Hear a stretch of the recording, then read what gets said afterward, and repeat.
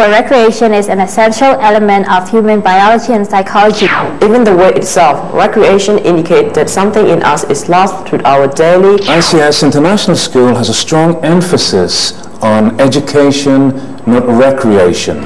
ICS International School offers Cambridge and Singapore compliant curricula with a special emphasis on English, computer, and mathematics. សាលាអន្តរជាតិ ICS ផ្ដល់ជូនកម្មវិធីសិក្សាកម្រិតមត្តេយ្យសិក្សាចាប់ពីអាយុ 3 ឆ្នាំកន្លះ លំនាំសង្ហបុរី និងមន្តេសរី កម្រិតបឋមសិក្សា Cambridge និងកម្រិតមធ្យមសិក្សា Cambridge និងថ្នាក់ជាតិ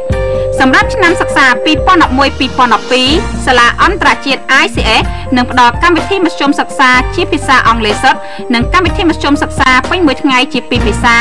ដោយមានរួមបញ្ចូលកម្មវិធីមធ្យមសិក្សានៃក្រសួងអប់រំយុវជននិងកីឡា និងកម្មវិធីមធ្យមសិក្សា Cambridge អន្តរជាតិនៃសាកលវិទ្យាល័យ Cambridge ចក្រភពអង់គ្លេស សាលាអន្តរជាតិ ICS ជាមជ្ឈមណ្ឌល Cambridge អន្តរជាតិមួយក្នុងចំណោម 6000 មជ្ឈមណ្ឌលក្នុង 157 ប្រទេស សាលាអន្តរជាតិ ICS ទទួលការចុះឈ្មោះសិស្សថ្មីចាប់ពីពេលនេះតទៅ ក្រុមហ៊ុន PPCTV បានបង្កើតនៅ Digital TV